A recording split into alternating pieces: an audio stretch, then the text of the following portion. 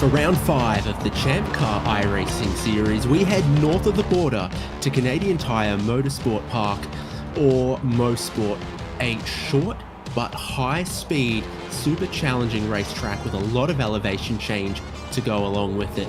Hello and welcome to our live coverage of ChampCar's iRacing series, wherever you be watching, be it HJBC or on champcar.live. I'm David Haynes with Devin Peters and Michael Derby, as we get ready to bring you all of the action from Mosport. And as is typical of the ChampCar iRacing series and our rotating cast of cars, we find ourselves in the Mazda MX-5 for round 5 of the championship. Devin, it's a great time for all of the races. We're getting into the swing of the calendar. There's a lot of great prizes on offer and a lot of great reasons to be racing on a Wednesday night with ChampCar on iRacing.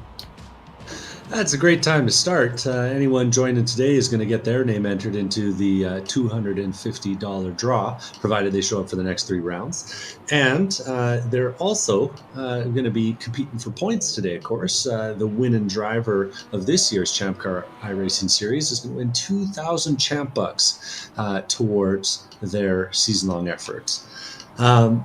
It has been an exciting season so far. We just saw a heck of a battle over at Watkins Glen in the Enduro Series, and the Sprint Series has been pretty interesting as well. We've seen wins from, Martineau, Darling's got a pair. Who was the third one, Haynes? Great question. I said it out loud earlier and I can't remember now. Either way, it's been a competitive showing. Would you believe me if I said Colin Lounsbury? That sounds plausible. Yeah, I think he had a good one. Yeah, he had a really good one. I knew I was following him around for a reason. But no, it's been a really competitive season. And you know what? Of all those wonderful racers who we just named, none of them are leading the qualifying right now. It's Simon Foweather who's leading the qualifying. He's got a 1:32.3 as he drives up the big back straight, and you see him just ahead of the likes of Jared Collins and John Nicholford, who are trying to get a draft off of that speedy-looking red and white Miata.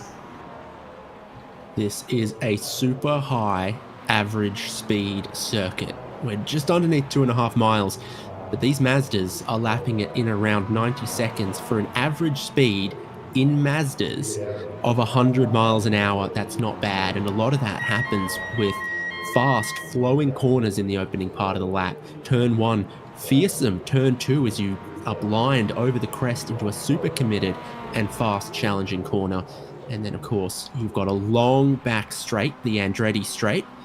And final sector also carries a lot of speed. Looking at Colin Lounsbury right here as he negotiates turn 1 at speed. 4th or 5th gear sort of through there. Just a tiny bit of speed lost over the top of the hill, but you're looking to carry a lot of it through this long corner and not get out wide into the grass or into the barriers. And it's Moss Corner at turns 5 and 6 that are the slowest part of the racetrack, and the only time you ever really get down into first gear. That's what you don't want to do through turn 3, is get out wide in the grass there. Yeah, it's a simple looking silhouette of a track, but the way it winds through the hills and falls away and jumps up at you, it really is a track that challenges everyone who comes and visits. The most astounding thing is, I believe, in IMSA competition for their prototypes, the average speed around a lap here is higher than Daytona. I believe Daytona's got 2 hairpins, we only got 1 here, so I want to believe it. It really is just sort of high average speed, fast corners most of the way around here. It's not a street circuit, it's not tight and fiddly chicanes, it's not 90-degree right-handers. There is a lot of ability to flow speed around here. That keeps the average speed high. It keeps the slipstreaming and the draft high, not just on that back straight, but almost anywhere that you're at full throttle around here. You're at high speed and you're gaining a little bit. It keeps the pack together. We'll see how that plays out in the 1-hour race coming up. Everyone will have to make 1 pit stop in that 1 hour. It's a pretty wide window as to when they may or may not, so we'll see about that. Time's still coming through in the qualifying here, and it's a little congested out there, so I'm not surprised to see drivers continue to find improvements. Andy Kosick of Most Mint Racing goes to 10th place. Yeah, Cossack having a good little session for himself in that shiny blue car. We got DJ Alessandrini out here too. DJ wearing some unpopular branding, I would say, deeply unpopular branding, but a notable and speedy guy himself. But he's racing in ChampCar today, so there you have it. Simon Foweather has that pole by just 0.03 of a second from DJ Alessandrini, the driver that we are looking at right now through this turn 2. Hardly a tap of the brakes there. You see the brake lights on for just a millisecond as you try to carry as much speed as possible downhill, gripping up in the middle of turn 2. This turn 3 seems pretty challenging if the car starts to push a little bit through the mid-corner. It just keeps on going through the exit of the corner before it straightens up. So it's also a pretty high tire wear circuit around here as well. And I don't know if you've got the units of measurement that our viewers expect as far as the weather. It's a pretty mild looking day. You know, it might be blowing 40 miles an hour over here on the prairies, but out east in Mosport land, it's 11 miles an hour wind from the northeast, 67 Fahrenheit, and looking like a fine, albeit chilly day for racing. And yeah, should be a good one. Overcast, but I think with any luck, the rain will hold off. Now, with lots of drivers out there, as we've seen from a whole heap of different backgrounds, plenty of them associated with teams racing in the ChampCar Endurance Series, you might want to keep up with a particular driver, be it your friend, one of your teammates, whatever the situation, family. HJBC.live has the live timing, not just now in qualifying, but throughout the race as well. So if you want to keep up on all of that, that's the place to look. Yeah, and we're keeping our eye on the timing screens too. It's Simon Foweather, DJ Alessandrini, Paul Darling, 2-time race winner, and Josh Soto running 4th. Soto came out last season and put on a heck of a performance at every race he showed up in. So it's going to be a bit of a star-studded grid out at the front this time around. And I'm just skimming through it. What we're seeing, a 5,500 iRating guy, a 4,100 iRating guy, lots of speed out there. 6,800 iRating guy, lots of speed at the front of this field tonight. Johnny Sartorelli crosses the start-finish line there and improves his time. Goes from 26th to 25th though, and DJ Alessandrini's looking a 10th or so away from improving on this lap. And critically, he's getting no toe down that long back straight.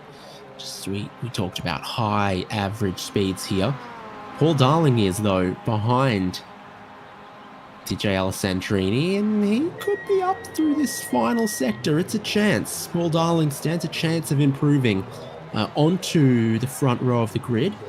These final 3 corners are a challenge because the circuit sort of goes from a 5th gear corner into a 4th gear corner into a 3rd gear corner, keeps tightening up, and Darling runs it just a little bit wide off that final corner. The checkered flag is out on qualifying, and he is not able to improve from 3rd place. Yeah, lots of laps going on right there right now, but not a lot of purple sectors on the track. We're kind of searching around, watching. You can see through the final quarter that's Soto Giebler hitting the line, but no greens even out on track right now. So I think those tires are starting to lose their new, and I think that'll be a factor when we get to the race. Mosport looking wonderful in this weather. It's mostly cloudy, but we did get the sun peek through for a little bit there before it gets blocked by the clouds for a bit. Can affect the track temperature, absolutely affects the grid. You spend a lot of time with steering lock in the car, slowing you up when the track is hotter, so you really do put a lot laterally through the tires around here. The checkered flag is furiously being waved at the start-finish line, and everyone is just wrapping up qualifying. Like Nick Love there, he looks like he's done. And that's turn 1, so the number 10 of Jared Kellman's will be done, as he's currently 5th in this qualifying. I think almost everyone has hit the checkered flag now. We are seeing a pole time of 92 seconds, so they do get around the laps here at Mosport in a hurry. They'll complete plenty within the 1 hour race shortly coming up. Logan Sennhauser, the Sennhauser Racing Team, is 20th at the moment.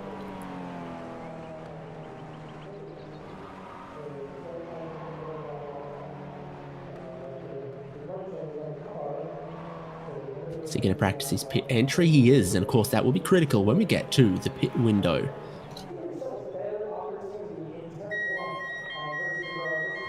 But first, we got to go racing, and before we do that, we've got a grid, so let's take a look at it. That front row, Simon Foweather and DJ Alessandrini and Paul Darling and Joshua Soto are on row number 2. Joshua Soto looks like he snuck himself into 3rd very late on in that qualifying session. So a bit of an improvement from him there on the 2nd row. Jared Cullinans and Sean Fritz are row number 3. Row 4 is Gareth Nyland and Lincoln Fox. Cameron Martineau, already a race winner in the ChampCar iRacing series this year, starts out in 9th alongside the best driver from Team Salem's, Tim Wire. That's our top 10 of the Mazda MX-5s for the rolling start. The rows behind are Ian Giebler and Andy Cosick, Colin Lounsbury and Orlando Harrell, David Barkley and Nick Love alongside there, Neil Hancock and Mark Kruger, Brandon Renfro and Logan Sennhauser is the top 20. It is looking like a pretty competitive field, as well as having a little bit of depth to it, with Scott Grinnell, John Nicholford, Thomas Yankee, Steve Hermetz, potentially Canadian. We'll sort out a pronunciation on that one north of the border here. Johnny Sartorelli, Charles Kowalczyk, Bill Salen, Stephen Schaefer, Brandon West and Kevin San Diego have no qualifying times, but they still might grid potentially. We'll take a look. They're all on the start-finish line, ready for the full formation lap, 2.43 miles of Canadian Tire Motorsport Park. And as you also look around the circuit, I think some of those parking areas and the grandstands have started to fill out from practice and qualifying to this race session. Yeah, it's a busy time out at Mosport every time they come out here. Might not quite get the crowds for this race that you got for some classic Formula One racing. But yeah, I saw some pictures from here in like the 60s and 70s, and every single awesome Canadian in the province of Ontario must have been here. I think that's accurate. I've seen those pictures too. Big times in not only Grand Prix racing, but sports car racing in Canada. It's about to be a big time in ChampCar iRacing series. There's our pace car. There's our grid. And they look beautiful. And they're going to get their formation lap underway right now. Already, the drivers are thinking about the cold tyres off of a race start and what their pit strategy might be. You can pit pretty early and fuel to get to the end in this race, but you could also run a bit longer in your first stint. You've got options. It's a quick, short pit lane here at Mosport as well. The delta is pretty short when it comes time to make your stop. Yeah, it will be a short lane, and I do think that you're right about the tires being a factor here with the high average speed. Usually not the case in the Miatas, but with the updates that these cars have recently undergone to their tire model, of course, rain being added to this car as the most recent update, there is, I think, maybe an impact on those tires and on the behavior of their sort of lifespan. Not quite getting those endurance tires on these things, you know what I mean? Will also be interesting to see just how the drivers decide to play it on the first lap. We got plenty of pace out front. I think all the way out to 9th place within 0.6 of a second of each other. And of course, on a track like this with the big long straightaways, you'd expect a lot of drafting. So realistically, they're within a second out to about 15th place.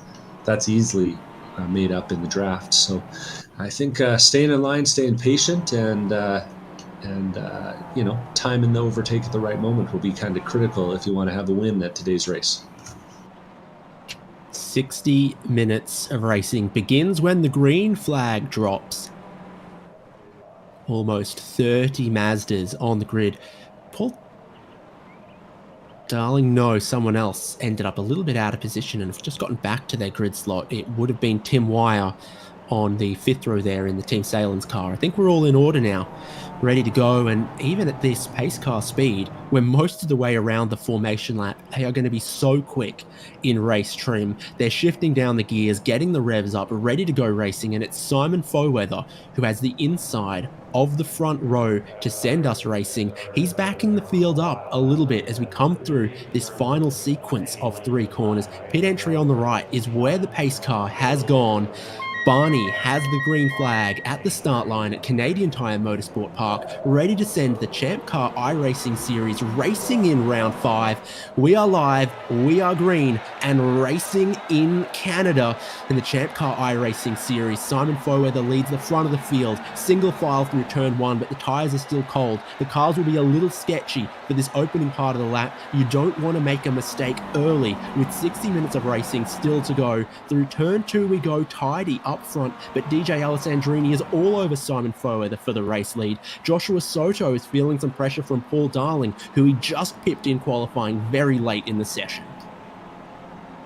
Yeah, it's a battle pack from front to back, and they're starting to make it single file, but even deep in the pack, they're 2-3 wide, and look like they're having a good time of it. But away clean and not a single car touching the dirt. That's what you'd expect of a bunch of strong drivers like you get in a ChampCar field. I don't know if you can say the same about a grid life field, Nates. There's no need to, shade or throw hate. We're all doing our own thing, and hopefully we're doing the ChampCar iRacing Series well this year. They've made their way through Moss, the biggest braking zone and the slowest corner on the racetrack. Then it's all about your drive off of there onto the back straight here. The slipstream so critical, and that's where Simon Foweather loses the race lead. DJ Alessandrini gets to the inside. Joshua Soto slipstreams off of him, and Foweather drops 2 spots back into 3rd. Alessandrini and Soto going up into 1st and 2nd, and the field is still so close behind them with all of that slipstreaming, a little bit of bump drafting happening on the back straight on the opening lap. It's 1 lap complete at Mosport, and DJ Alessandrini takes the race lead. Yeah, nicely executed move up the back straightaway there, getting that draft and making it work just perfectly, and pretty clean all the way through the field still. Lots of overtakes for position. Our biggest mover through lap 1, only 2 spots up, but that's Nick Love, and he's about 14th place right now. So the back of the shot you were just looking at. Yep, it looks like it's kind of all about our top 10, maybe even our top 8 at the moment. Some positions trading here potentially. Colin Lounsbury already a race winner this season in the front-wheel drive Renault Clio, is side-by-side with Andy Kosick. Track goes to the left, but you want to be on the right-hand side for the braking zone. Coming up to the tabletop section, the top of the hill here, still a little bit of cheeky side-by-side. Andy Kosick looking to go round the outside, but what it does is it creates a bit of a gap between them and the top 10, top 11. You now see almost 1.5 seconds from Andy Kosick to Ian Giebler in 11th. Are those guys he's just been battling that hard going to want to work with him to push him up towards the front of the field? We'll wait and see. Joshua Soto looks like he's pushing DJ Alessandrini in the race lead, creates a couple of car lengths to Simon Foweather in 3rd. Paul Darling still sitting in the 4th place there. Not a lot of other positions inside of the top 10 changing. Those guys seeing, if the race lead's not getting away from me, I don't need to do anything too crazy, but we do get side by side through there. That was Sean Fritz making a nice move up the inside of Gareth Nyland there for what was 6th place at the time. Really clean look, and then they just had a little touch at the apex. But Sean Fritz, new to the series, first time around here, and already getting the elbows out a little bit, staking his claim to the inside of that corner. Yes, indeed. So we're seeing a little bit of action happen through the midfield here. Martineau looking to come back to a late apex. His rival, Fritz, pushing a little wide through the exit there. And this is one of those races, I feel like, where you'll be looking at how many cars are in the lead pack. And as we go on, some of them begin to drop away. It's looking like a leading 5 cars right now after all of that. Oh, and a big slide across the top of the hill. That does no good for your traction off of that corner on towards the back straight. Again, Fritz is going to be under all sorts of pressure from Martineau and Gareth Nyland. And Martineau knows what he needs to do to win, and he thinks it's getting back in contact with that front pack right now, I think. So he's getting a big push from Gareth Nyland up the hill here, and we'll see. It looks like Sean Fritz is going to jump back in behind. Hey, we want a little bit of Canadian fun fact there? Yes, please. Fritz, that's French for French fries. Yes, Fritz. I was gonna say, does he have a brother Pom? But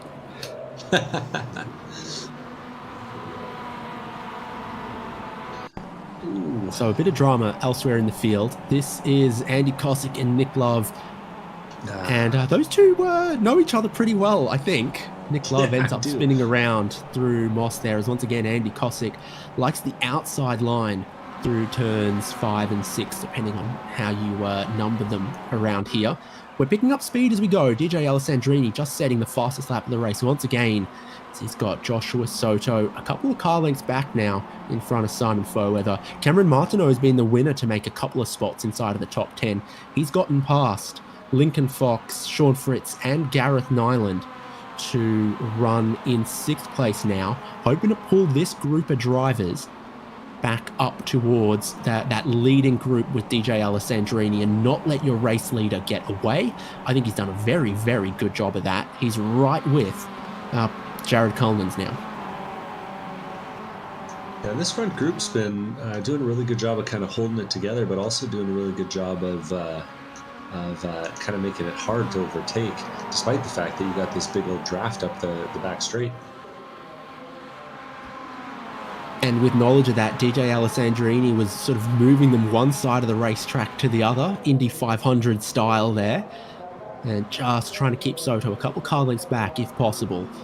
And there is a surge coming. If anyone behind the race leader wants to do a little bit of bump drafting, no way Alessandrini can get away from that, but it's working out in the heat of battle like this, between the green flag and the checkered flag, who you want to work with or to strategize with, that's where it becomes difficult. See Cameron Martineau picking up the fastest lap of the race there. And our first pit taker is Andy Kosick hitting the lane. I think this is probably still too early. Then again, it's an uncapped fuel tank, so maybe he gets through to the end of the race. But an early stop for him, certainly. And for those who don't know, the ChampCar iRacing series runs with a fixed setup, but an uncapped fuel tank. So they started with 6.3 gallons each, and they can stop early, they can start late. So lots of room for different pit strategies. Will be interesting to see if anyone decides to do, kind of the alternate, do the early stop and see if it can work. So it's a race of your top 8 at the moment. Look at them all in a line down the Andretti straight. 9th and 10th is Lincoln Fox and Ian Giebler, and they don't want to get left behind as the express train sails or motors or whatever. So that's this group of cars we're looking at here. Then 2.5 seconds to Tim Wire in 11th, and Colin Lounsbury's in 12th there. David Barkley and Orlando Harrell. Harrell's going to look to the inside at the end of the back straight. It's not really a braking zone here, though. You don't see the brake lights around the outside because you can carry so much speed there. It's only here into the final 2 corners that you really need to brake. Barkley runs super, super wide there. And Orlando Harrell's going to switch back out of the final corner if possible. And these two continue to battle for positions here, 13th and 14th. We'll move up the inside there. We're watching on the screen. That's the 46 car holding off. Was that 46? Did I catch that right? Anyway, holding off the likes of... no, I haven't got it. David Barkley holding off the likes of Orlando Harrell. That's what it was. Sorry, I just reset my paints on Trading Paints, so all the cars were white on my screen. Either way, there's been racing kind of like that all the way up and down the field. There's not a ton of good passing opportunities here at Mosport, but there is a few. And when you get alongside, there's a little bit of action. Orlando Harrell's involved in a little bit of it as David Barkley got it wrong and is backing off the track. Luckily for him, I was going to say you can see pretty well what's going on, but unfortunately for him, he had to tow it all the way back to the pits, I guess. Take a look. I think he just gets a tiny bit of that dirt. So easy to do. You can't see the track limits as you turn in. And so when you want to open it up between those two tight apexes across the top of the hill, Sometimes you just get a little bit wide, just get a little bit of dirt, and you end up in some trouble. My driver to watch inside the top 10, I think, remains Cameron Martineau, because he has done an absolutely perfect job bringing the rest of the 6th through to 10th back up towards the top 5. I think he still has the fastest lap of the race potentially, so he's had really good pace. He's positioned himself well, timed his runs well. He's already a race winner in ChampCar iRacing Series this year. He started out of 9th, he's now 6th, and within definitely a literal stone's throw of the race lead. He's in 6th place, only 1.5 seconds away from the race lead. It's a pretty paint job he's got on that thing too. I kind of like what he's doing with it. Yeah, he's doing the Starry Night. He had it on the GR86, I think. That must be what it is. I've got it on the Mazda. And there is no higher art than Mazda pack racing. That's absolutely right. Colin's looking pretty good here, though. He's got. I don't know what's on the helmet, though.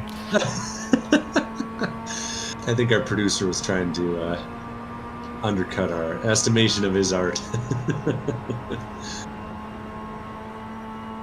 maybe that's just a Van Gogh, you know. Maybe that's his face put on it. Either way, he makes a move up the inside here. He's looking from behind. That's Martineau, and Martineau knows how to win a race. He's making the move on the inside here. Got to hold it around the left-hander here, and that's really the trick. But he does, and he'll have the inside line going into the final corner. And he gets that move done before the apex. And, it looks like that's Nyland going up the inside as well. So having defended it, now Jared Cullinans has lost the spot to Martineau. He's around the outside at turn 1. Not a big braking zone here. But once a few of them get a sniff, a lot of them get a sniff here. And Jared Cullinans now behind Gareth Nyland, with Sean Fritz having a bit of a look as well before they got towards turn 2.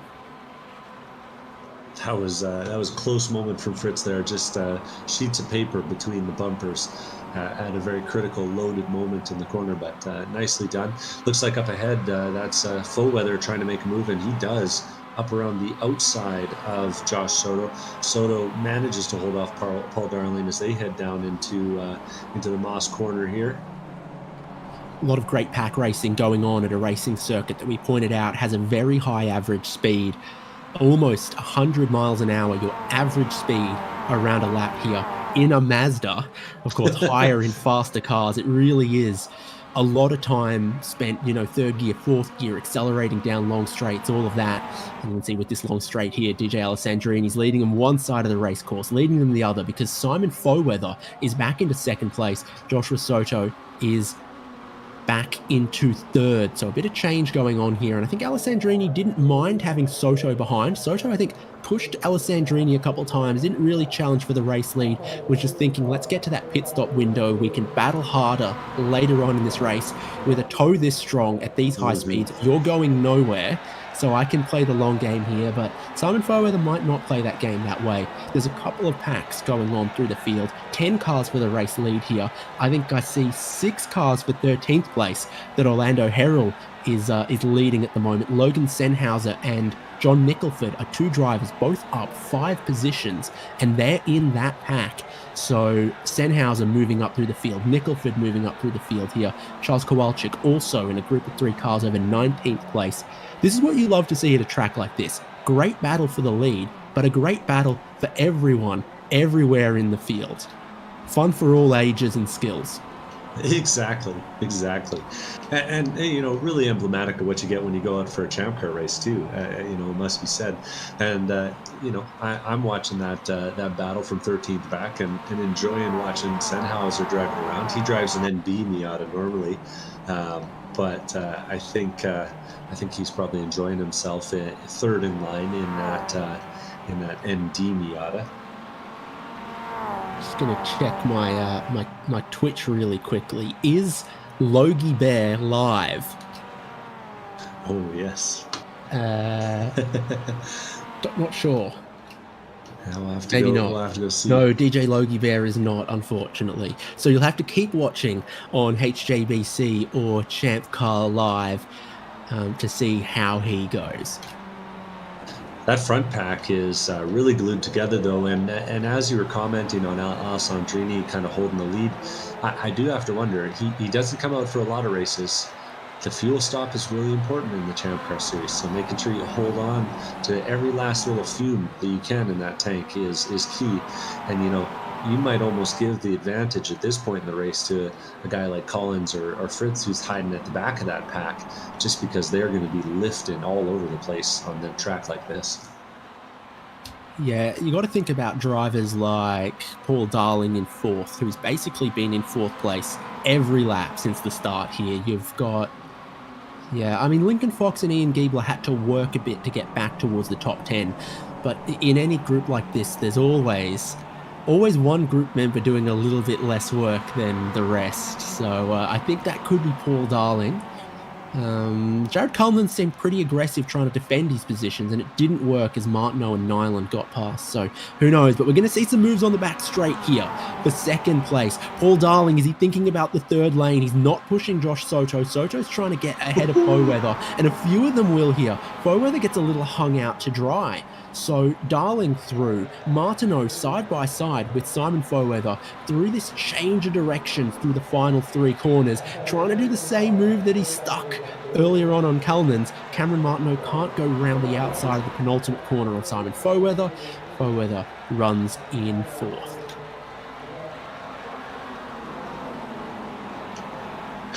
It's good stuff out there right now, and I am curious to see if Foweather, how he recovers here, because we've seen him lead races, we've seen him go deep into races in the lead, but we have seen him struggle a little bit at different points and struggle to put together a full race. So will we see our fast qualifier manage to right the ship and get back to the front of the pack? We'll see. This is Miata racing. It does happen that a guy gets shuffled back and goes back forward outside of Cameron Martineau. That's what car is that? That's Gareth Nyland diving up the inside. Nicely done. Yes, indeed. So a much better run off of turn 3, which, like we say, just keeps going on and on the exit. So it's tough to work out when to pick up the throttle in that corner. Sometimes you do it too early, you end up a little bit wide, you need to get out of it again. So Nyland got a good run there, kept it flat coming down the hill, had the inside into the braking zone. Cameron Martin either saw God or common sense and went, all right, you're alongside, you're a little bit ahead, you're on the inside. I'll drop back into the 6th place right now. Yeah. Sometimes you just got to be, remember that there's still 40 minutes on the clock, right? Yeah, and a pit stop, and it means lots and lots of laps to go. We've completed 11 racing laps now, with a big compliment still to come. There will be plenty of opportunity. If you think, oh, my best opportunity is down the end of the back straight, well, good news. You are going to go down that back straight a lot of times in a 1-hour race at a short circuit like this, 2.4 miles at high average speed.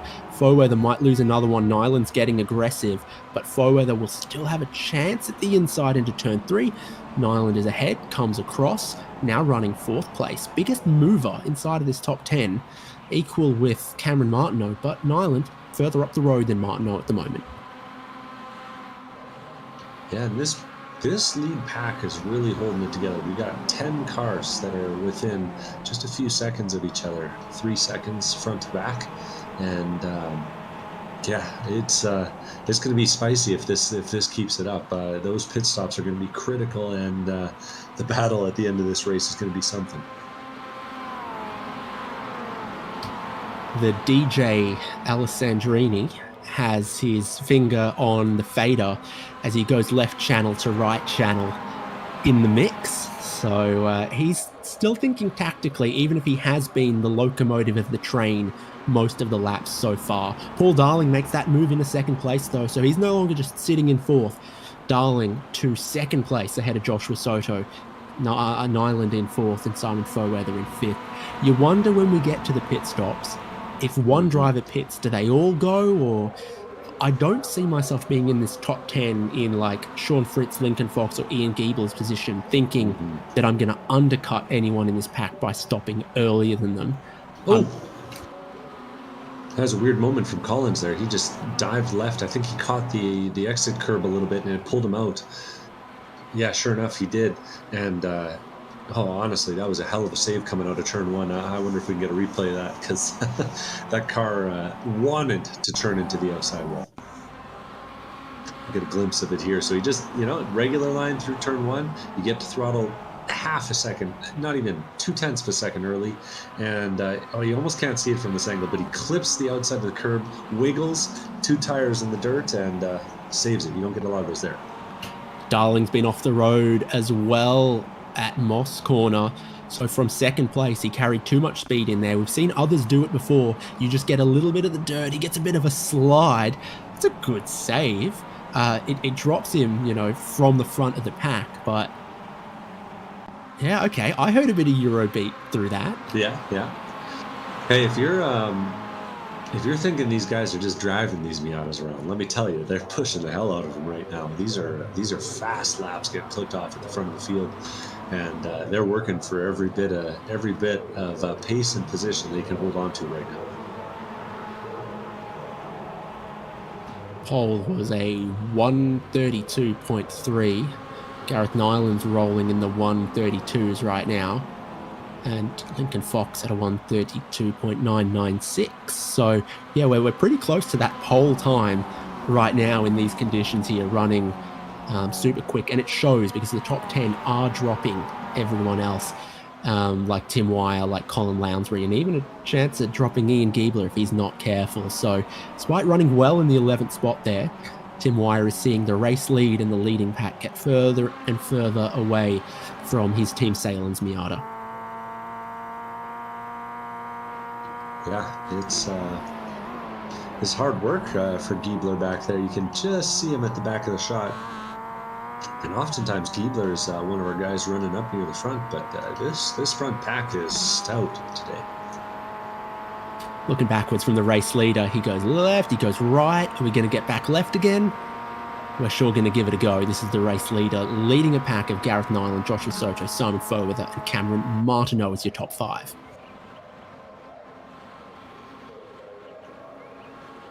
Yeah, might as well keep it going. Darling, Collins, Fox, Fritz, and Giebler out the 10th. Our actually biggest gainer of the race is Logan Sennhauser, and he's making a move right now up the back straight. He's 2 wide with that's Mark Kruger on the outside, and he took a look, did Sennhauser, but unfortunately for him, Harrell went with Kruger on the outside and didn't give Sennhauser a chance to take that spot. So his 6 positions gained remains 6 and doesn't tick over to 7, but it's been a good race for him.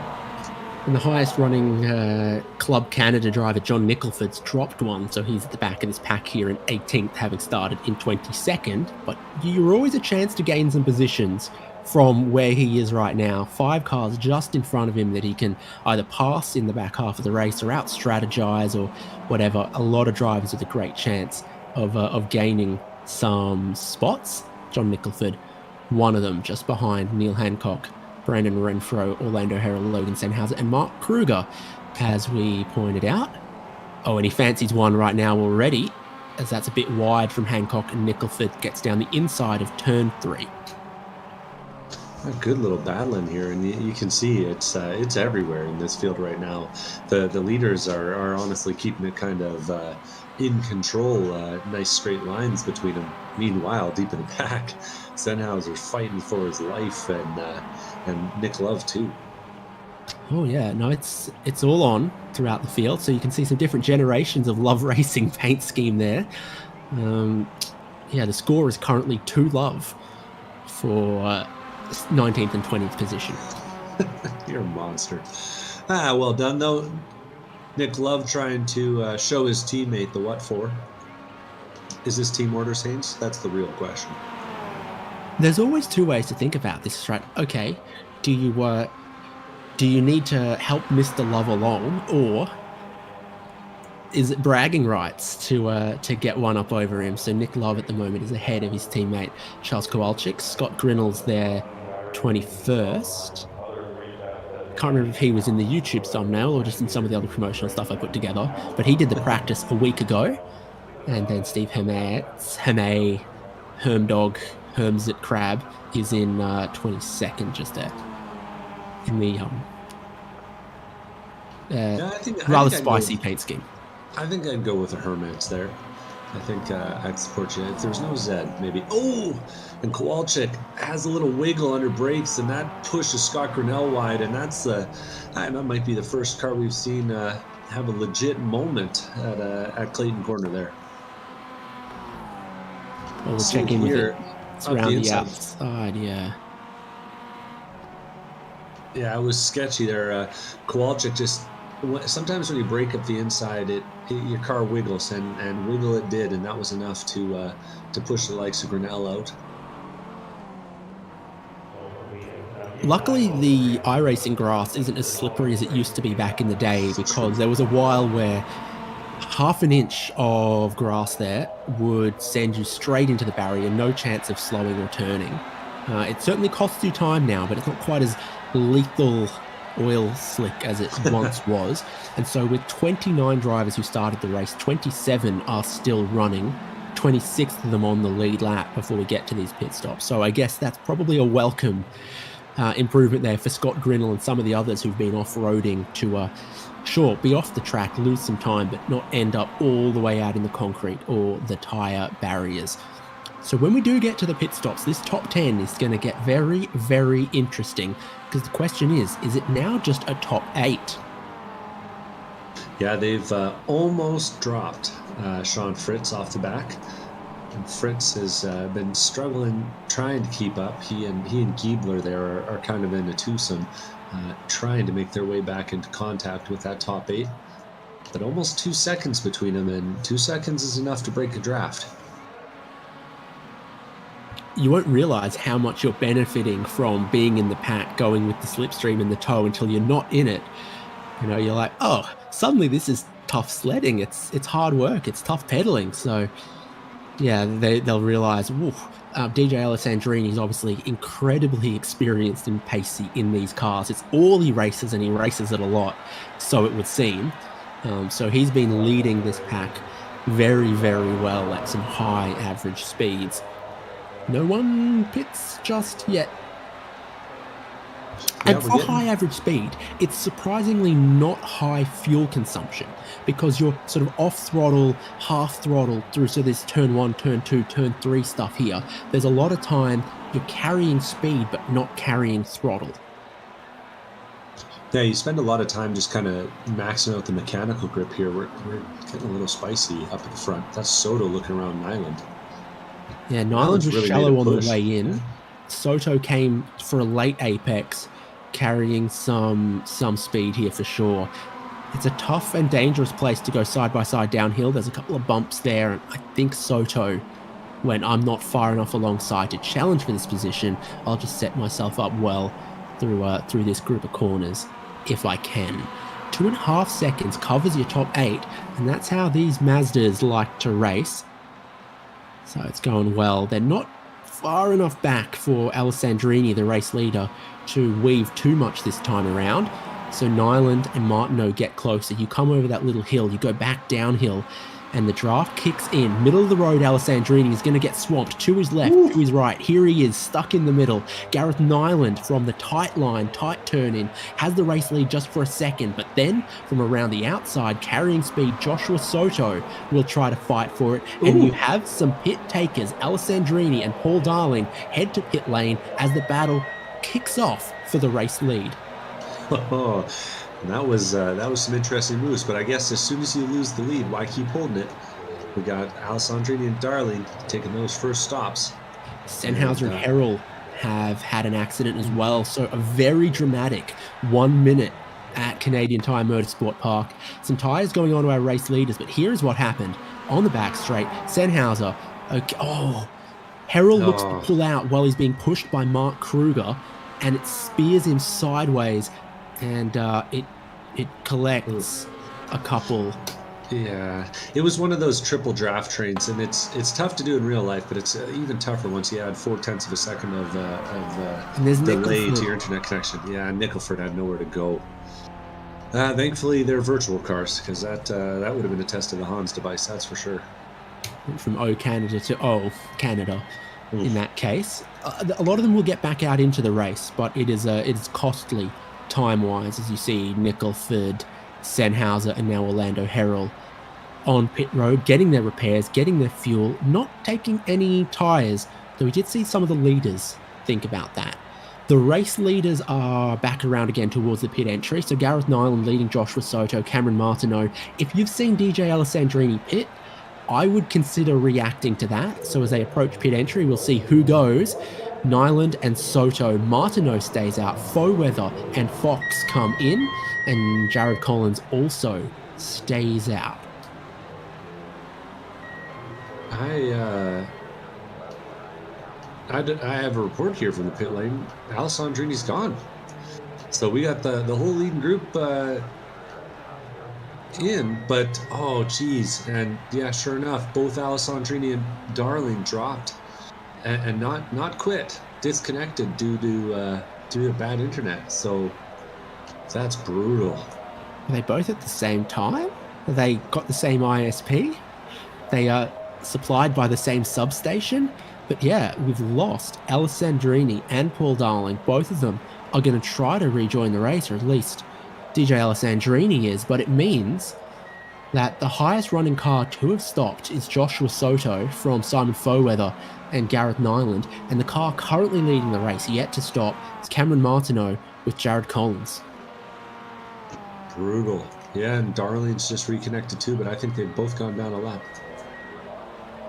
And I heard Alessandrini just then, not his internet or his power, it was the software on his computer that crashed. So potentially a little iRacing problem there.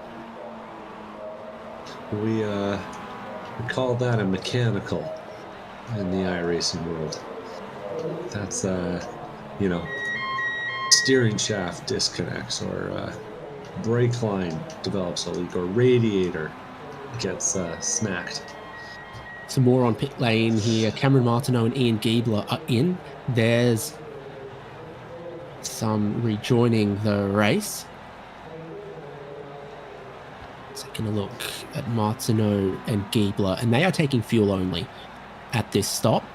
Things looking okay for them. And their key rival, of course, right now is Joshua Soto, stopping a lap earlier. He's coming out of the final corner at speed towards turn 1. Cameron Martineau heading towards the pit exit.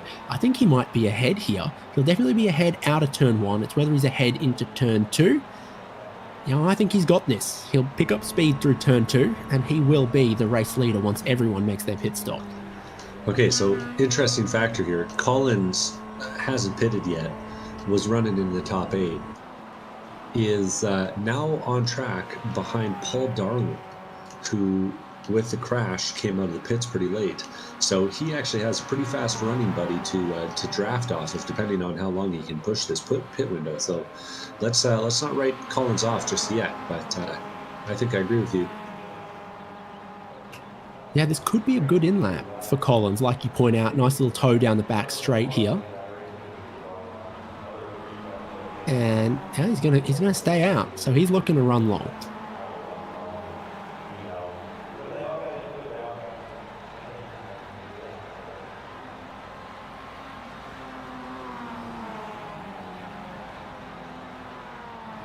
So Colin's still officially the race leader right now until he pits. He's got 32 seconds to Cameron Martineau, and pit lane transit with the stop and the fuel is looking a little more than that.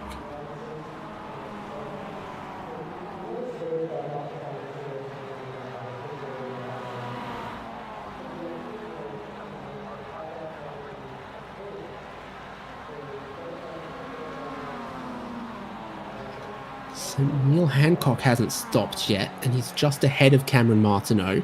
So that could be a problem for Martineau if he doesn't clear quickly, and it's letting Joshua Soto close in as well. Martineau having to clear some lap traffic here. That's Hancock on the inside. Tough to get out of the way around here.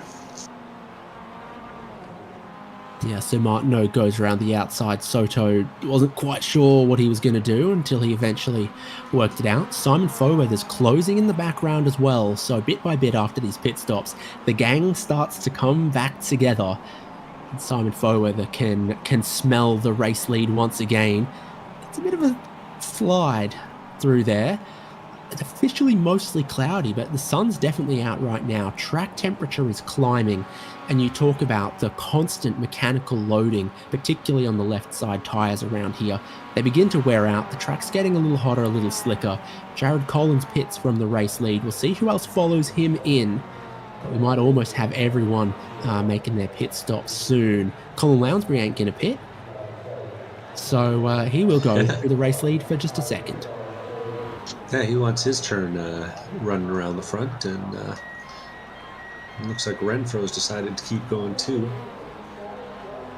Pit cycles around here are always a little bit interesting because of the wide variety of strategies that are possible. Trying to work out what pattern Renfro's trying to have there with these faux hood scoops. Yeah, I'm something not behind sure. the front wheels as well. Yeah. It's almost Spec Racer Ford. He's got the cutouts, you know. We did that on our ChampCar, you know. Yeah. Weld the doors shut and punch them into the frame rail and then move the frame. Well, I guess not frame, body at that point in a little bit too. Hand tool, sir. There you have it. So, with this all shaken out, it looks like Soto and Martineau. Soto's ahead as well. Yeah, holding on to 1-2. So Soto's passed, and then Simon Foweather's just behind. Yeah, Hancock is 4th, Nyland 5th, and then is that Nick Love hasn't stopped yet, so it's Lincoln Fox 6th, and then we're looking at the Collins Nicholford battle. So big variety of pit stops there. But I think our top 3 is going to be Soto, Martineau, Foweather. I think that's going to be our battle.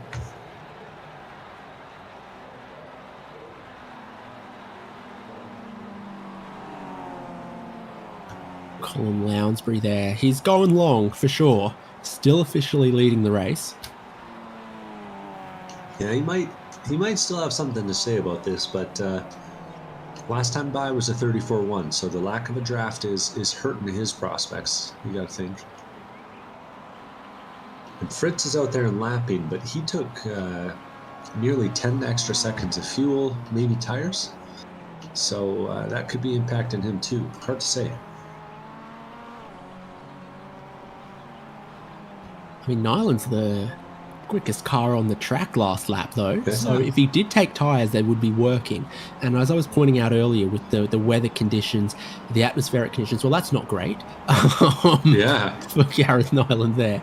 But yeah, we're getting into more degradation, higher degradation conditions, slicker conditions, where the tyres could wear quicker, new tyres could be a larger advantage, a bigger pace delta. Most didn't take it, and that's normally the way to go, because normally you think that the new tyres are cold, they're tough to bring in, you lose too much time on the outlap, you never get it back, you lose track position, it's difficult to come back from there. Lounsbury from the race lead is on pit lane. I'm not going to lie, that was an early slow. He came in and he got down to pit lane speed well before the cone, so I think that'll have impacted him. We'll see how it shakes out, but that was a tough moment for him. He's up on 2 tires while Josh Soto comes by. Pit speed limit 35 miles an hour at Mosport. Mm-hmm. I think I've just seen Scott Grinnell's pit entry, and he's done exactly what you've described. Perhaps not practiced it quite enough in practice and qualifying to really attack it in these race conditions. Hey, you got to run a whole race to win out here in the ChampCar iRacing Series. It's tricky from start to finish. Lots of fast guys, lots of guys that know exactly what they're doing, and always a few guys participating in that practice race the week before too, getting a little bit of the hot tips, figuring out exactly how many fumes they need to get across the line. Martineau and Soto definitely got that right. Those two running 1-2. Fairweather's, by the looks of things, 3.5 seconds back, 3 seconds back, entering the straight. He'll be hoping, like anything, that Nyland catches up and they can start pushing to get to the front. Yep, you're going to need a friend and a buddy, I think, if you're going to catch Joshua Soto and Cameron Martineau individually, two super rapid drivers. So Martineau, a race winner already this season, perhaps leading the championship, depending on exactly how you calculate it. And Joshua Soto, reigning ChampCar iRacing Series champion as well. So, I mean, this is the creme de la creme, as they say in Canada, here in first and second right now. Yeah, and there's a little bit of lap traffic around them. They got Brandon West filtering out of the pits right there, and then just ahead of them, Steven Schaefer will be the next lap car they come up on. Schaefer still running on the lead lap at this point, but having a decent little race for himself, up to 7 spots. Pennsylvania guy. My German teacher in 2007 was Herr Schaefer. So half of the time he spent teaching, half of the time he put on those DVDs of that Austrian police dog.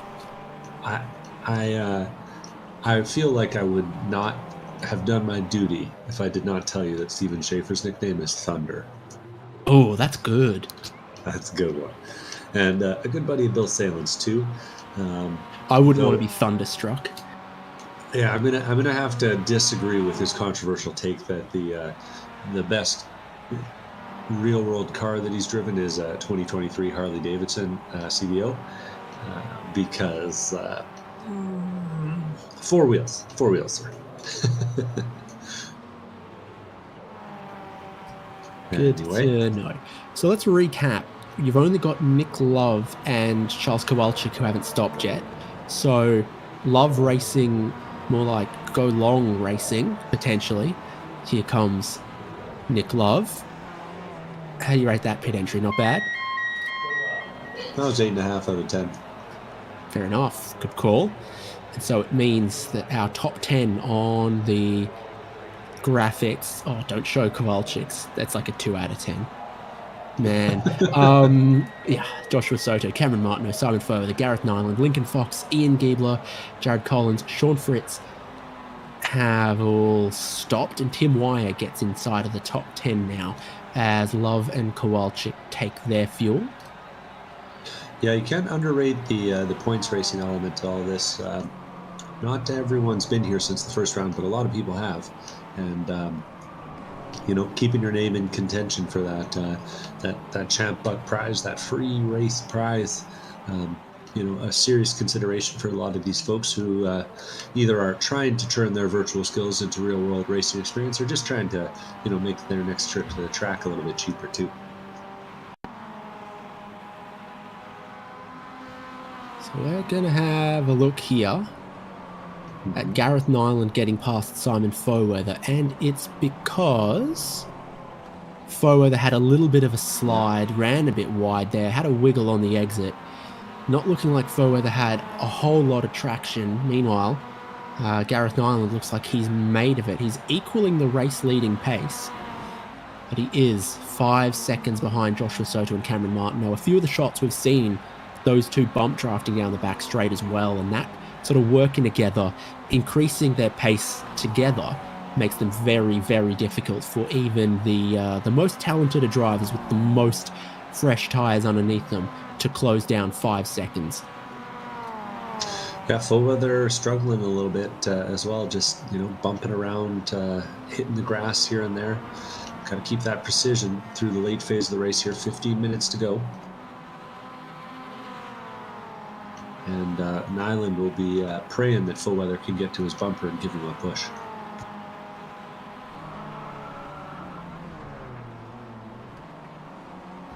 I heard someone spin out and there's smoke in the air, but I cannot tell you for the life of me who, what, where, or why. Oh shucks! It was. It looks like it was Schaefer. Had a little instant. Must have been thinking about his Harley Davidson. And we'll see it here. Well, it was on the way into Moss.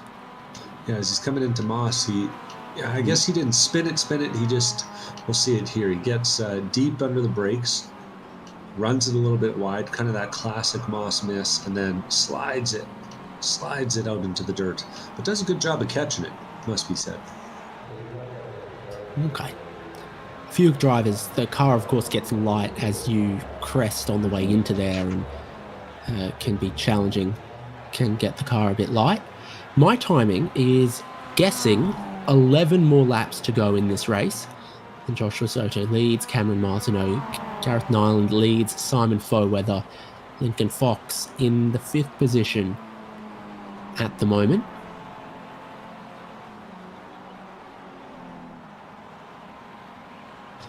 And then is that Sean Fritz maybe catching Jared Collins just a little bit as well.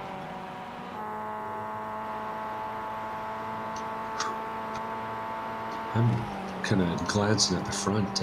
Soto just driving it back end first through Moss that time. Just deep on the brakes. Martineau's right on his rear bumper though. Another factor, these guys had, their fuel consumption measured with a significant draft all the way through the first stint. Martineau took a little bit less than Soto. Wonder if that comes into play in this second half. Take a look at this. No brake lights into the corner at the end of the straight. Just lift the throttle a little bit, turn it in, keep your line, and then have to brake for the next 2 corners as you drop a little bit of speed at the end of the lap. So yeah, we'll wait and see. They cross the start-finish line, and it's lap times in the 133.3s. Gareth Nyland 133.6 with Simon Foweather just behind. They did have a little bit of lap traffic that time, but that's for your no brakes into the final corner. That's what a scrub radius is for, David Haynes. You just turn in, you let it go away.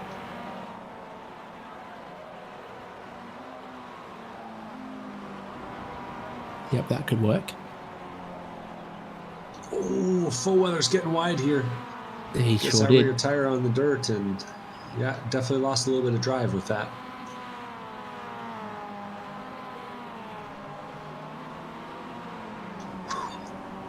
Martineau and Soto are really putting on a clinic. We need to see if we can get a shot of them through Moss next time, because that is about as good as you can do it.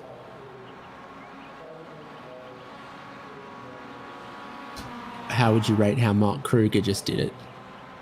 I'll have to go back and check the replay for that. Oh, yeah, it looks like maybe we're going to give that a 4.5. Attempted, not executed. And we'll see what happens if you get it a little bit looser than Soto and Martineau does here. He bumps a little, hits the brakes, and as that rear tire gets onto the rumble strips, that car's not coming back around. Luckily, he only broke the vanity plate, and those are cheap. I know from experience. You replace those ones for $150. A little bit of elbow grease. Doesn't appear to have got too much damage out of it. You're right. Some of that I think he was already carrying, especially on the front. I'm not sure about. But Mark Kruger runs 22nd place at the moment. So I think he got passed by Brandon West when that happened.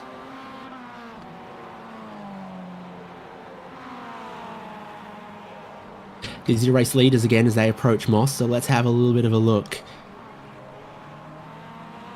Yeah, a bit of slip angle, get a little bit of that final apex for Cameron Martineau. Not sure he wanted that much exit curb, typically, but I think they must have heard we were looking, because it wasn't all that time around. I'll be honest, but it's pretty good the last few times. And things have cooled down a little bit here at Mosport. We're 10 minutes to go.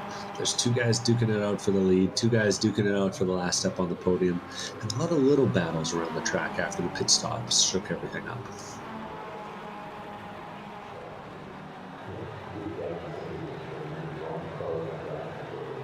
through the end, a little bit of the lap here.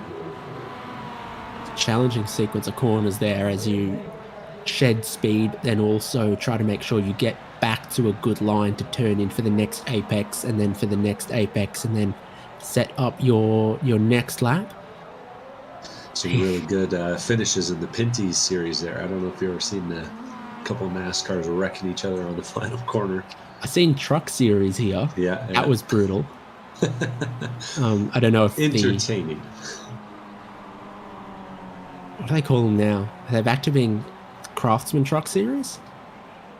Anyway, yeah, they used to or still do race here. Oh, I sure love a little bit of Xfinity racing at Portland. Ooh. Yeah.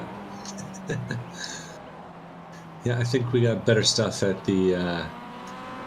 We got better stuff here than they do in Detroit. That's for sure. Better racing, that is.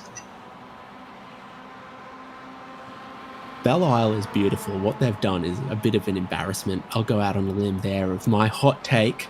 Well, no one else is saying it, so I'll say it. I don't think the new Detroit street circuit's that good. So controversial of me, that opinion.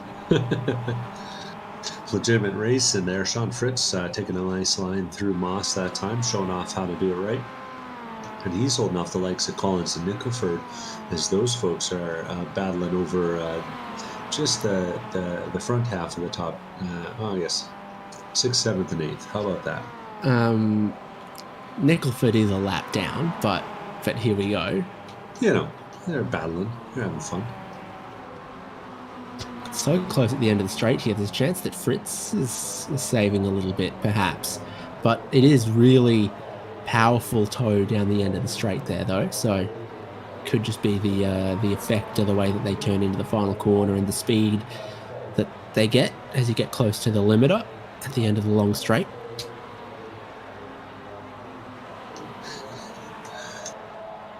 Arno is just stacking the pressure on Soto right now. It's just all over the bumper as they're going through Clayton and Quebec there.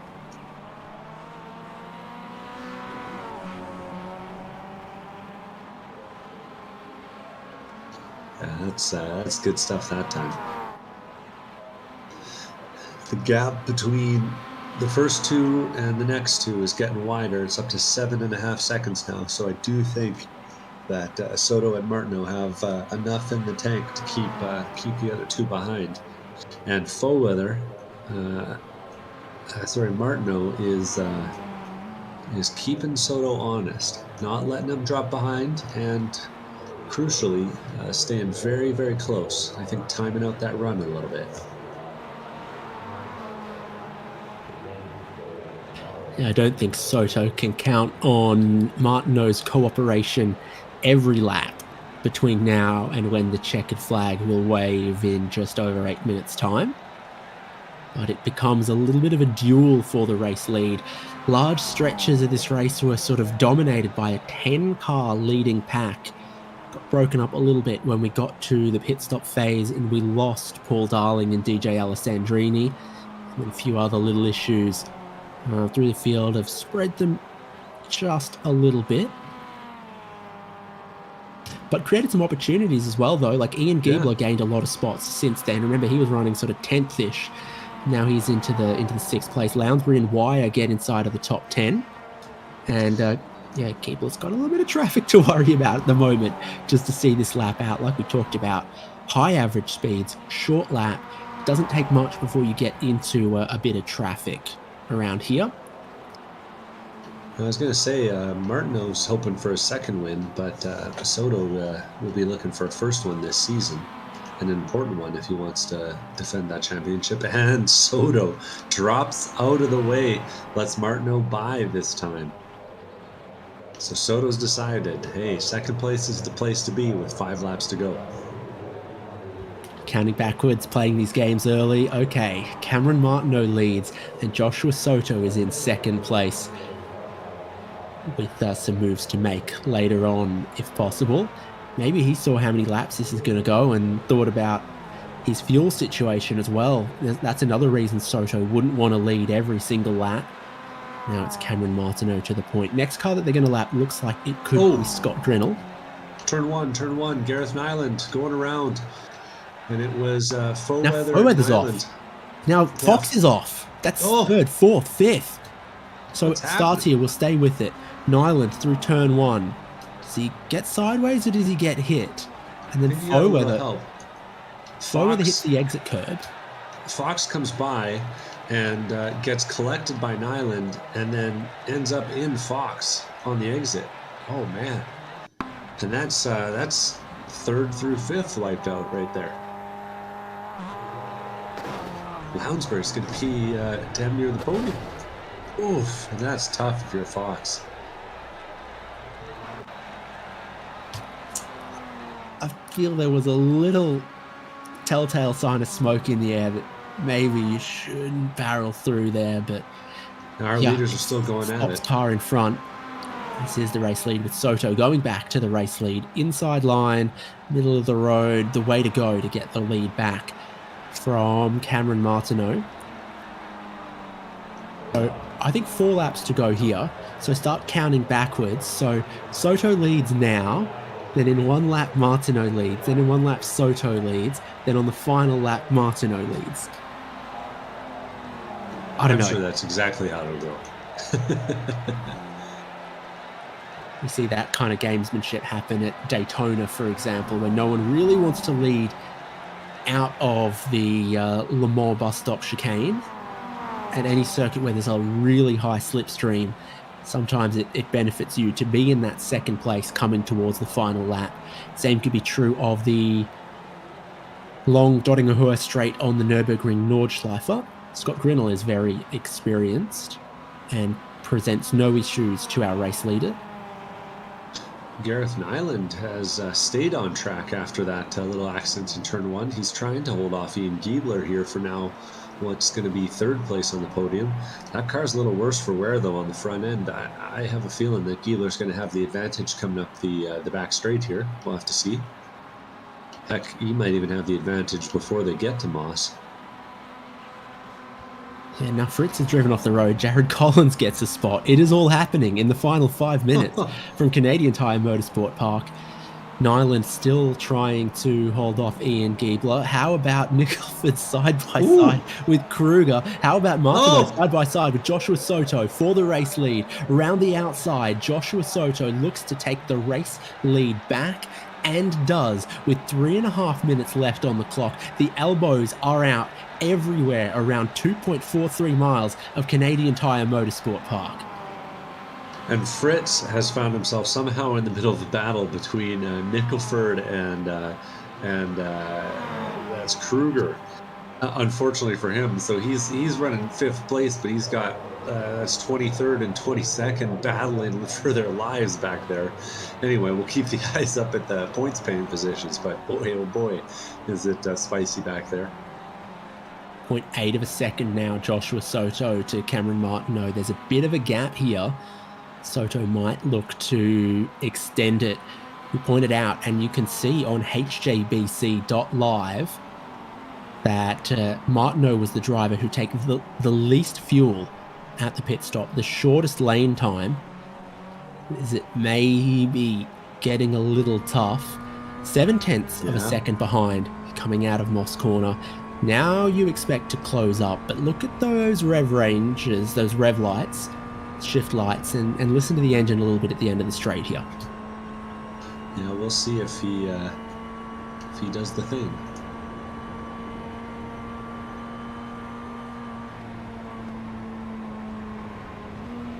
It's not a big lift if it's a lift. No, not massive, but you can do a little bit of saving with your scrub angle, shedding the speed through here. You don't need to lift that much early to save a lot. Rather than getting on the throttle, off the throttle, on the brakes, off the brakes through there, you flow the speed a little more. You don't lose too much time, and you can save a lot of fuel when you've got lots of little braking zones through that part of the lap. The wipers are on for Joshua Soto. The most recent iRacing build did enable rain for this car. They do have wet tyres. We can race in the rain with this car going forward this year. No chance of rain today, though. Joshua Soto still leading this race. Martineau too far back to switch back into the race lead. The white flag will come out next time. They got a bit of traffic ahead. It's Steve Hermitz and Charles Kowalczyk battling for position as well. Things could get very exciting for the lead here, coming towards the final lap. Soto a little bit wide on the way in, parks it at the top of the hill. Martineau is 1 car length back, less than a minute on the clock. The last lap starts next lap. You hate to see that if you're Martineau right now, because you really wouldn't want Joe Soto to have a draft on the final lap. So making sure that you're in the range, it's going to be key. And Martineau's making the move. He's looking outside. He is. Coming towards the white flag. Martineau looks around the outside. Slots back in line. Has a big slide through the penultimate corner. He's right at the rear bumper of Joshua Soto, who's slowing him up just a little bit. There is the white flag. You see it waved. One more lap. Joshua Soto has a leading margin of 1/10 of a second coming onto this final lap. Oh, it's going to be good. Just as they begin to catch a little bit of traffic as well, Martineau shows the nose down the inside of turn 2, but doesn't really want to pass there. You want to pass at the end of the back straight. You can even pass into the final corner here at Mosport. Soto's defending. Martineau has the opportunity to pick up a late apex, stay right at the rear bumper of your race leader, and they are playing chess at over 100 miles an hour, because this is now a tactical game. Not a question of who has the raw speed, but who has the car placement, the racecraft, and their brain working at 7,000 RPM right now. Critical traction zone out of Moss Corner onto the long Andretti straightaway, the back straight here at Mosport. The traffic just in front of Joshua Soto will be weighing heavily on his mind as he thinks about, how do I keep Cameron Martineau behind? And the answer is they're now side by side on the back straight. Who picks up the toe off the traffic? How hard does Soto defend? Soto has the right hand side, trading paint on the door handles, coming into the final sector of the lap. Soto looks to strike back. Martineau looks to hold around the outside to get to the inside of the penultimate corner.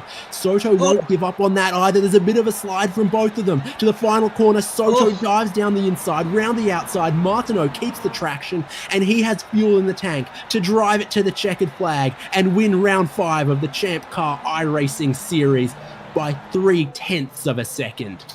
Phenomenal stuff. Ian Giebler's going to cross the line in 3rd, and Jaron Collins is going to get it done for the top 5. He's finished in 4th place as he passes Gareth Nyland going into the S's for the final time.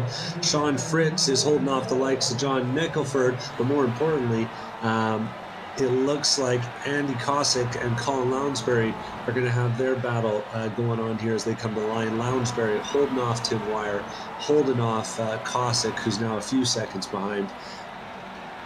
And the next battle we got coming to the line is Nick Love and Brandon Renfro. And the two of them are heading into the S's. Close, but I don't think close enough. Martineau showed you got to be real, real close to make this move work the last time through the S's. And sure enough, at white corner, that's going to be Nick Love driving away from Brandon Renfro. Neil Hancock's the second to last guy on the lead lap. He's coming through the S's this time. Smooth, controlled, and 7 seconds clear of our final lead lap driver. That'll be Logan Sennhauser driving that ND Miata to the line and saying Bush as he crosses the line, I think. Yeah, there was a... maybe there's Harold there too. Yeah, Hermits and Kowalczyk here were just ahead of the race leaders as they took the checkered flag, so they see it out. Hermets ends up being the best placed Club Canada driver ahead of John Nicholford in the standings in the end there, and Charles Kowalczyk couldn't catch him. So very exciting close pack racing early on in the race, and a grandstand fireworks finish for the race win. Cameron Martineau officially 0.364 of a second ahead of Joshua Soto. Ian Giebler picking up that 3rd place there from Jared Collins, and a damaged Gareth Nyland in 5th. Sean Fritz, Colin Lounsbury, Tim Wire, Andy Cossack, and Nick Love completing the top 10 there. Like you said, Brandon Renfro, Neil Hancock, Logan Sennhauser, Orlando Herald, Steve Hermits, and Charles Kowalczyk, the last cars on the lead lap there. Scott Grinnell, Brandon West, Stephen Schaefer, and John Nicholford were all 1 lap down. So too was 21st placed Mark Kruger, and Thomas Yankee, and then Lincoln Fox, kind of a late retirement there with the damage. 4 laps down. Simon Fower, 5 laps down, also heavily damaged. And retirements, Bill Salen, DJ Alessandrini, and Paul Darling, as they made no error, made no mistake, but were taken out of this race by circumstances out of their control. And Johnny Sartorelli and David Barkley parked it. Where in the world was Kevin Sandiego? He didn't turn a lap.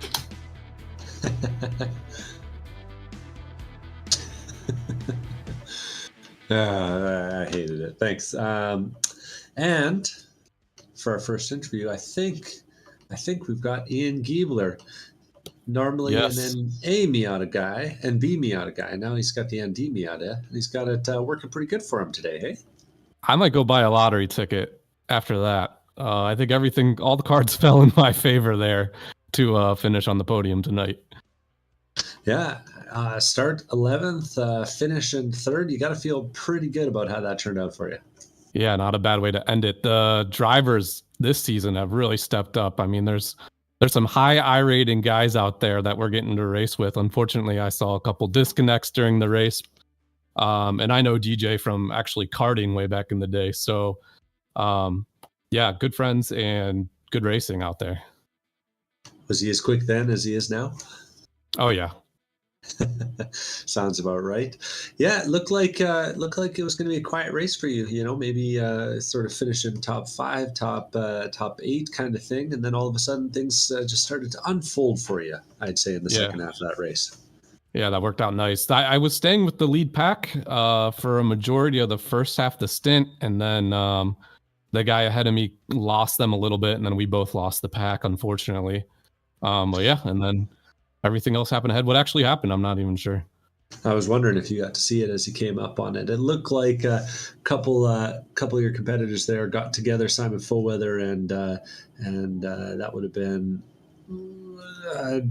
Nyland had a little incident, and they collected Lincoln Fox, and the rest is history, as they say. He finished in 3rd. So feeling good? Yeah, feeling great. Great racing. Got to draft with Timmy in qualifying. Always good times driving with Tim. So shout out. Sounds good. You looking forward to the next round at Sebring with the Mustangs? Yeah, it's been a long time. This felt like forever just between these last 2 races. So it was good to get back in the seat. Well, we'll see you on July 17th, buddy. Sounds good. Thanks, guys. I would say June 19th, to be honest.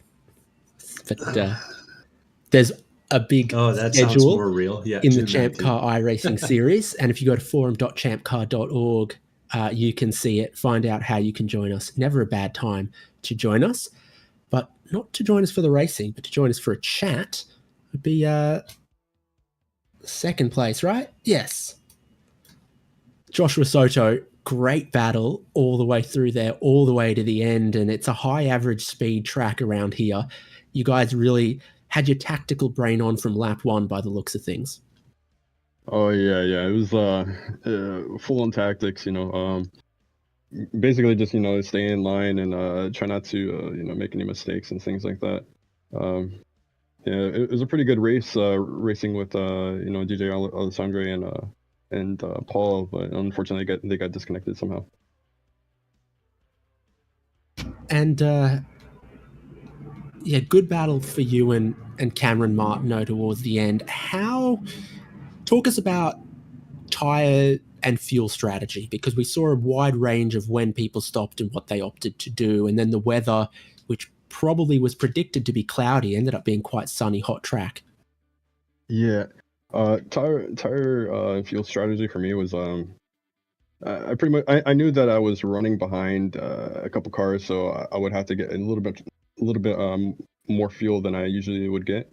But for tires, there wasn't enough time in the pit window for fuel and tires, so just decided not to get any tires, and it ended up running around the same lap time, so it didn't make too much of a difference. Well, overall, a pretty good race for you. I'm sure you would have loved to steal the win at the end there, but in a 1v1 boxing match, only one driver can win. Oh yeah. Cameron did a great job towards the end. We got a little bit of contact there. But it was overall a great battle.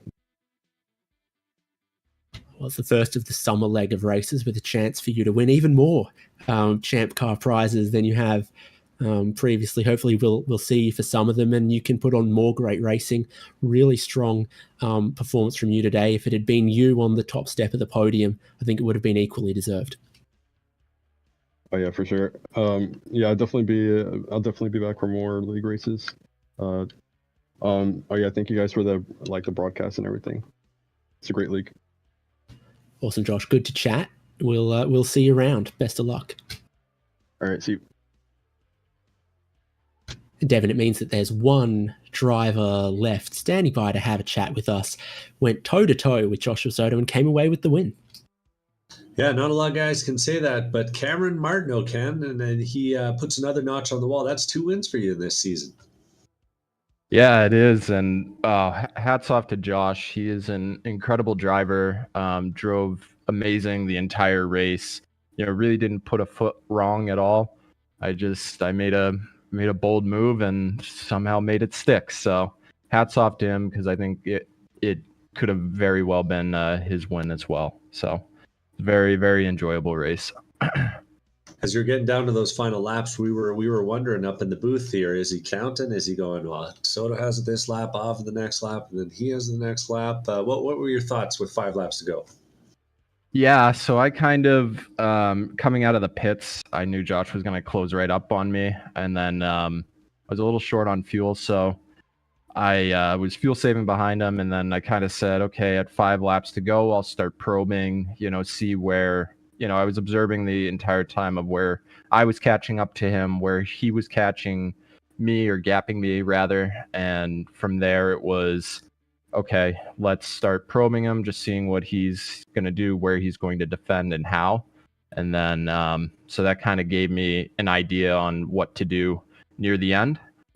So it wasn't necessarily, I was kind of in the back of my head trying to figure out, okay, because the draft is so strong on the back straight, if I pass him, he's going to pass me right back. So I was trying to do that math in my head of, okay, if I try to pass him on this lap, then is he going to get me on the last lap, or vice versa? So there's definitely some strategy going on in my head during those final laps. What was impressive, a little bit of battling there, and for a moment at the start of the race, it looked like it was going to be an 8-way battle. Did you get a view of any of the sort of drama that went on there in the middle of the field? Not so much. I was in the back there, so I did see that big group. So I did see some of the jostling that was going around. I saw Paul go off, and unfortunate that him and DJ had that disconnect, because it very well could have been all 4 of us battling for that win, with DJ and Paul.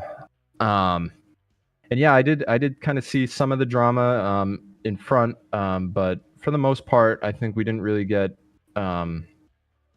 At least in the top 5 there, we really didn't get broken up until the pit stop phase. But I did see that there must have been some drama behind, because I saw that Gareth and Sean dropped considerably. And I was definitely trying to watch that gap, see if it was, coming down, or seeing if it was going to be a 2 or a 4 car battle. But Mosport is one of those tracks that it's great for racing, especially in small cars like this. And, anyone from in the top 10, as long as you stay in the pack, can win. Well, speaking of small cars, we're going to be driving a big car next time, and I see on your resume you're the 2021 Season 1 FR 500S champion. So I got to think you're looking forward to that.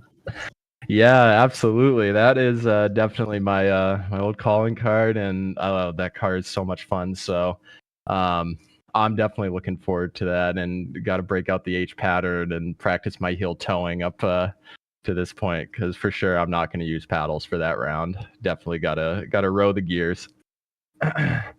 Sounds good, and I respect that. Well, a quality race and a quality finish. It was a pleasure to watch you today, Cameron. Anyone you need shout out?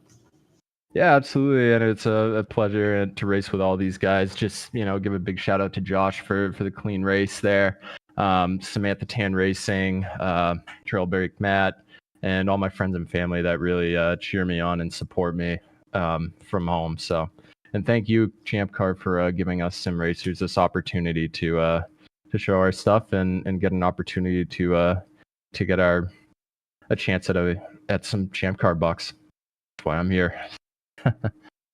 I think you'll do just fine in a real car. Let's see how it looks in 6 more months. Thanks, guys. Appreciate it.